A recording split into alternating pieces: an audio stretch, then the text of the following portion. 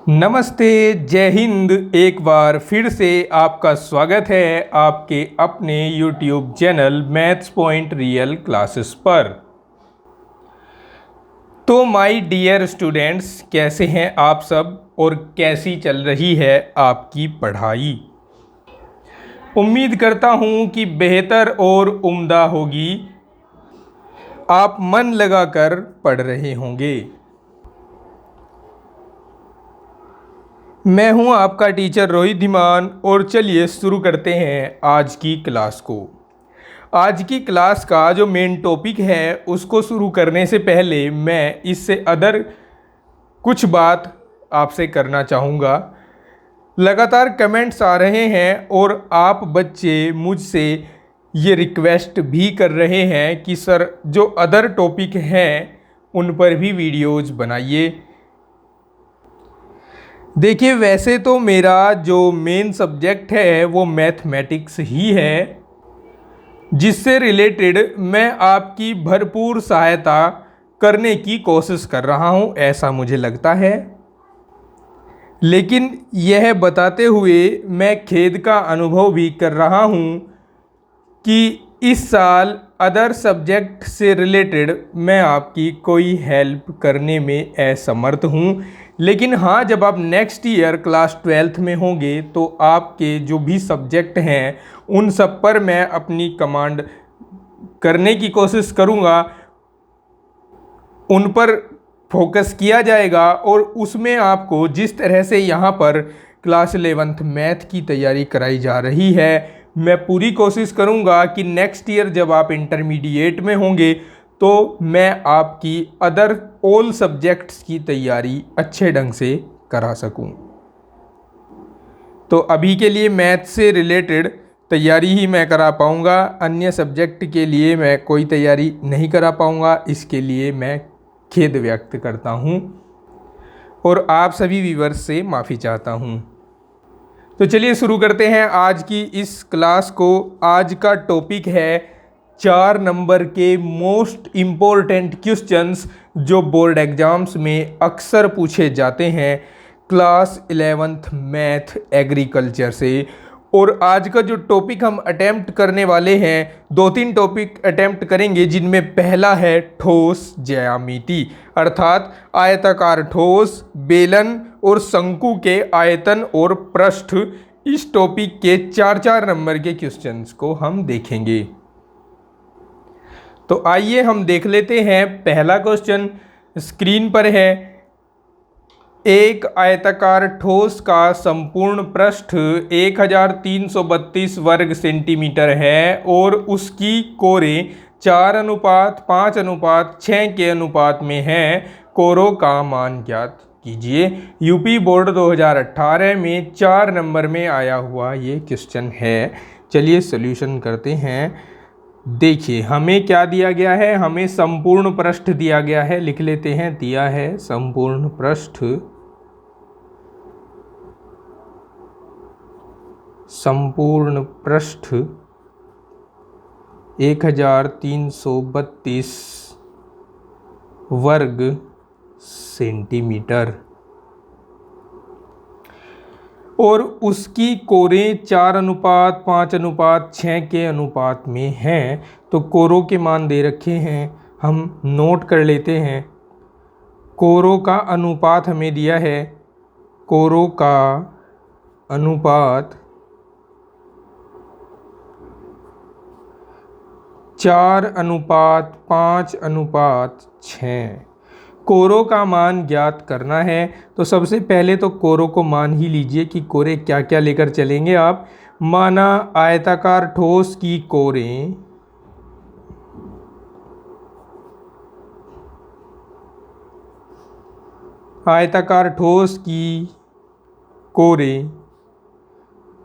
ए, B तथा सी हैं, तब A/B/C बराबर 4:5:6 दिया है।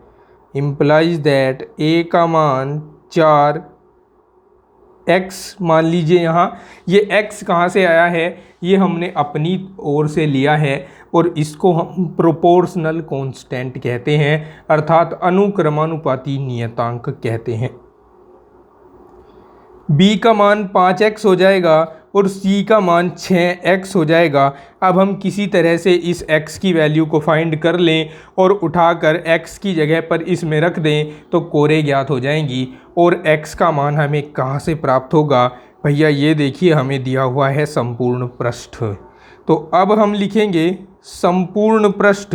अब चूंकि संपूर्ण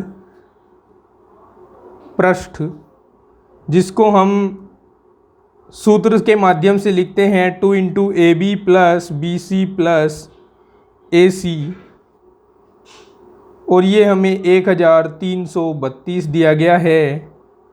यहाँ से हम A B plus B C plus A C को एज इट इज रखते हुए 2 से इसको भाग करते हैं, 2 छिंग 12, 2 छिंग 12, 2 छिंग 12, ये 666 आ जाएगा।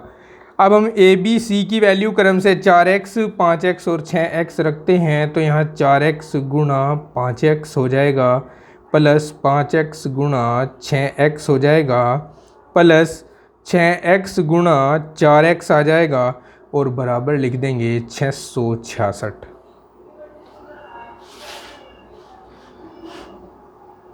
चलिए आगे देखते हैं। यहाँ 4 पंजे 20 और x की गुणा x की घात 2 बन जाएगा।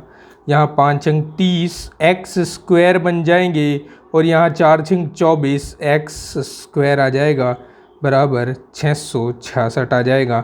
सभी को जोड़ दीजिए, 30 और 20 50 और 24 74 हो जाएगा। 74 x स्क्वायर बराबर 666 हो जाएगा। x स्क्वायर बराबर 666 बटे 74 आ जाएगा। 2 से काट देंगे तो 2 तिया 6, 2 तिया 6, 2 तिया 6 और यहाँ 2 तिया 6 और 2 सत्ते 14 आ जाएगा।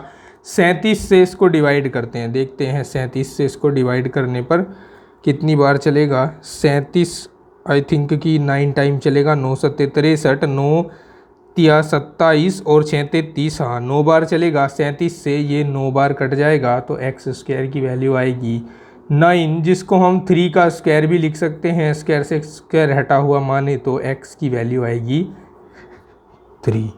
अब ये x की वैल्यू हम उठाकर क्रम से a, b और c में x के स्थान पर रख देंगे तो हमें कोरे ज्ञात हो जाएंगी। चलिए देखिए, अब a बराबर 4 गुणा 3 12 हो जाएगा, सेंटीमीटर में लिख देंगे। b बराबर 5 गुणा 3 15 हो जाएगा, सेंटीमीटर में लिख देंगे। c बराबर 6 गुणा 3 18 हो जाएगा, सेंटीमीटर में लिख देंगे। तो ये था पहला क्वेश्चन और उसका सल्यूशन। देखते हैं एक और क्वेश्चन। देखिए क्वेश्चन नंबर 2 है। एक नदी 10 मीटर गहरी और 100 मीटर चौड़ी है, जो 4.5 किलोमीटर प्रति घंटा की गति से बह रही है। प्रति सेकंड समुद्र में गिरने वाले पानी का आयतन ज्ञात कीजिए। यूपी बोर्ड 2019 में पूछा गया क्वेश्चन है और इसका सॉल्यूशन पहले से ही चैनल पर अपलोड है, क्योंकि मैंने 2019 का पूरा पेपर सोल्व करा रखा है। तो इस क्वेश्चन को यहाँ सोल्व नहीं करेंगे, क्योंकि जो क्वेश्चन इससे अलग इम्पोर्टेंट बच रहे हैं हम उनको देख लेते हैं, क्योंकि ये तो हमने पढ़ा ही दिया है। तो इसलिए मैं आपको कहूँगा कि अगर आपको इसका सॉल्यूशन देखना है तो आप 2019 का सोल्व किया हुआ पेपर देख लें, लिंक मिल जाएगा। पूरी प्लेलिस्ट का आपको वीडियो के डिस्क्रिप्शन में, आई बटन में और वीडियो की एंड स्क्रीन पर भी। इसी के साथ ठोस ज्यामिति के जो अन्य क्वेश्चंस हैं जो इम्पोर्टेंट हैं उनको मैं यहाँ नहीं बता रहा हूँ, क्योंकि उनकी मैंने एक सेपरेट वीडियो सबसे पहले बनाई थी जब मैंने शुरुआत की थी इम्पोर्टेंट क्वेश्चंस पढ़ाने की। उसमें मैंने ठोस ज्यामिति से जो इम्पोर्टेंट क्वेश्चंस बन सकते हैं वो मैंने उस वीडियो में डिस्कस किए हैं। अगर आपने वो वीडियोज़ नहीं देखा है तो उनका लिंक भी आपको इसी प्लेलिस्ट में, वो वीडियो भी इसी प्लेलिस्ट में मिल जाएगा। आप एक बार सर्च करके उनको देख लीजिएगा। चलिए अब हम नेक्स्ट टॉपिक को देखते हैं। नेक्स्ट टॉपिक से क्या क्या कौन कौन से क्वेश्चंस इम्पोर्टेंट हो सकते हैं और कितने बड़े बड़े सॉल्यूशन उनके 4 नंबर में आ सकते हैं। देखिए क्वेश्चन नंबर 3 है, सिद्ध करो कि बिंदु जिसके निर्देशांक 5, 3, 1, 2, 2, -2 और 6, -1 हैं एक वर्ग के शीर्ष होंगे। यूपी बोर्ड 2008 में ये क्वेश्चन पूछा गया है, 10 में, 11 में और 14 में ये क्वेश्चन पूछा गया है। 4 बिंदु हमें दिए गए हैं। चलिए मैं पहले इन बिंदुओं को नोट करता हूँ। दिए गए बिंदु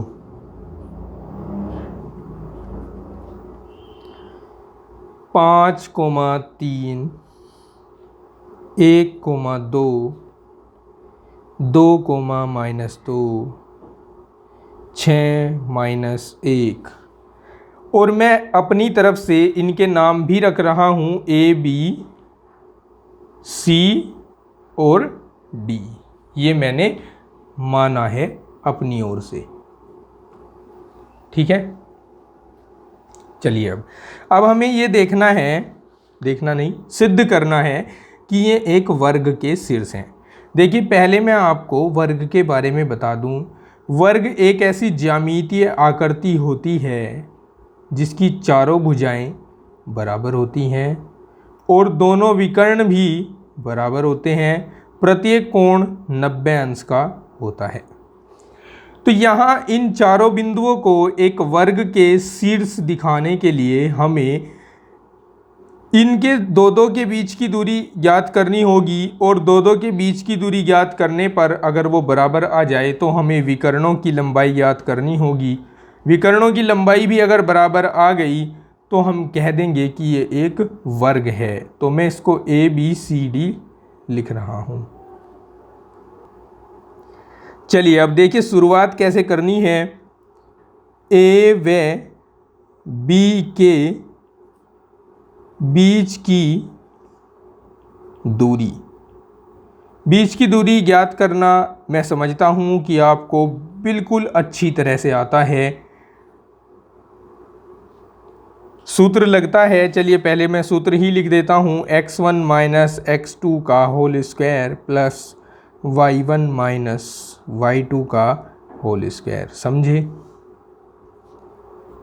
चलिए अब x का मतलब है कि दो बिंदु जो आप ले रहे हैं उसका पहला कोऑर्डिनेट अर्थात जिसको हम कहते हैं भुज, तो भुज में से भुज को घटाइए 5 - 1 और इसका स्क्वायर कीजिए।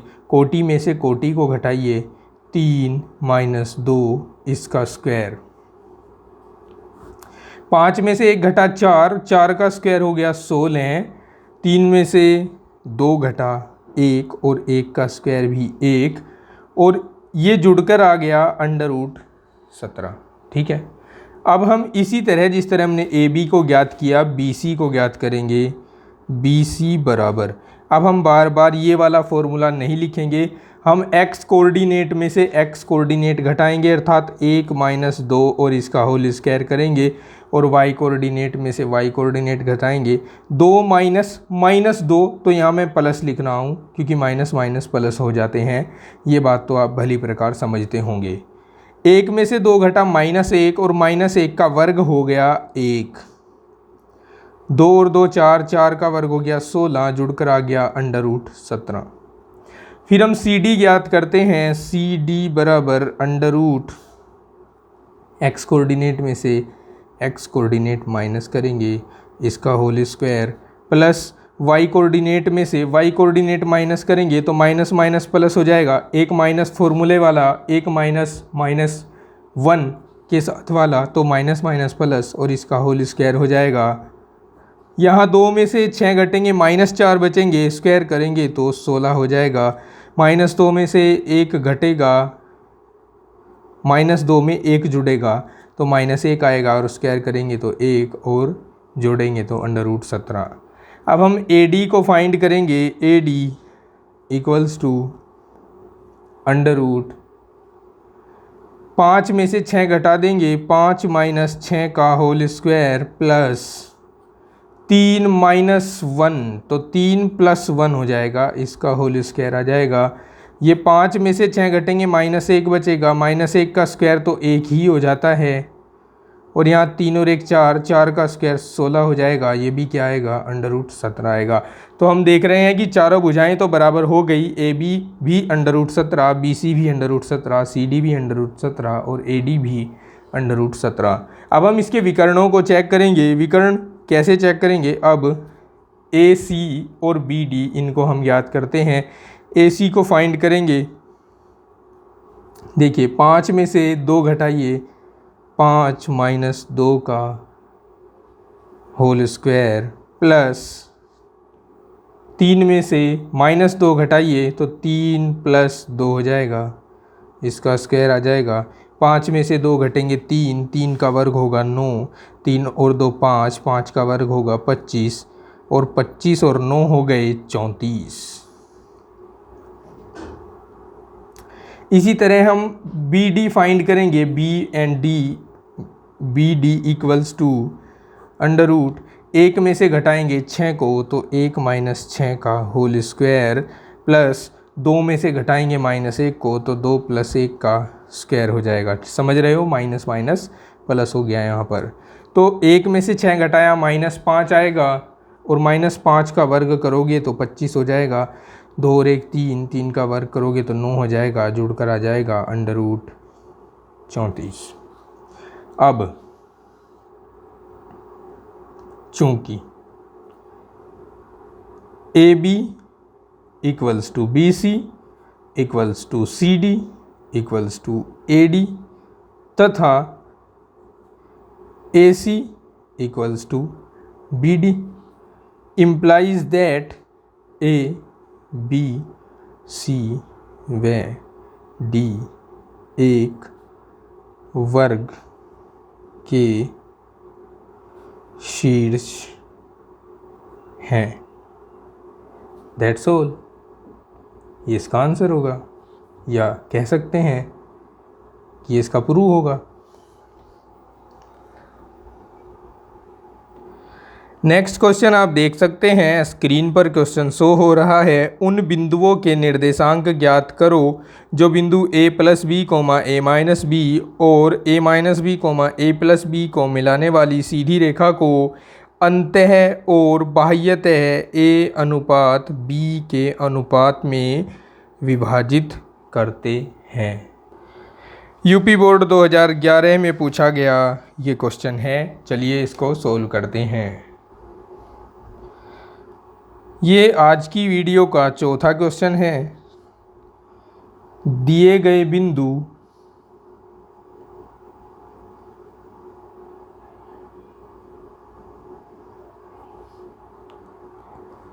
A + B, A - B व A - B, A + B और अनुपात हो गया A/B। अब हमें उन बिंदुओं के निर्देशांक ज्ञात करने हैं जो इन दोनों को मिलाने वाली सीधी रेखा को A/B के अनुपात में अंतः और बाह्यतः विभाजित करेंगे। तो चलिए देखिए कैसे ज्ञात करना होता है हमें इनको। ये हमारे लिए x1 का काम करेगा, ये y1 का, ये x2 का, ये y2 का, ये m1 का और ये m2 का। अब विभाजन सूत्र की सहायता से इसको हम करेंगे। सबसे पहले अगर आपको ना पता हो विभाजन सूत्र तो मैं आपको विभाजन सूत्र के बारे में बता देता हूँ। विभाजन सूत्र होता है m1x2 + m2x1 बटे m1 + m2, m1y2 + m2y1 upon m1 plus m2। ठीक है, इसका प्रयोग करेंगे। ये अंतः विभाजन के लिए है। ठीक है, बाह्य विभाजन के लिए फ़र्क इतना होता है कि यहाँ माइनस आ जाता है, बस, और कोई फ़र्क नहीं होता। तो हम लिखेंगे दिए गए बिंदुओं को मिलाने वाली सीधी रेखा को अंतः विभाजित करने वाले बिंदु के निर्देशांक। देखिए, यहाँ मैं बड़ा ब्रैकेट लगा रहा हूँ क्योंकि मैं छोटे ब्रैकेट का यूज़ अंदर करूँगा। m1 यानी a, x2 यानी a minus b plus m2 यानी b, और x1 यानी a प्लस b अपोन में रखकर m1 प्लस m2 की जगह a प्लस b को रख देंगे। फिर m1 का मतलब a, y2 का मतलब a plus b plus m2 जो कि b होगा, और m2 के बाद y1 जो कि a माइनस b होगा, और अपोन में आ जाएगा a प्लस b। ब्रैकेट को बंद कर देते हैं, मल्टीप्लाई कराइए, ये हो जाएगा a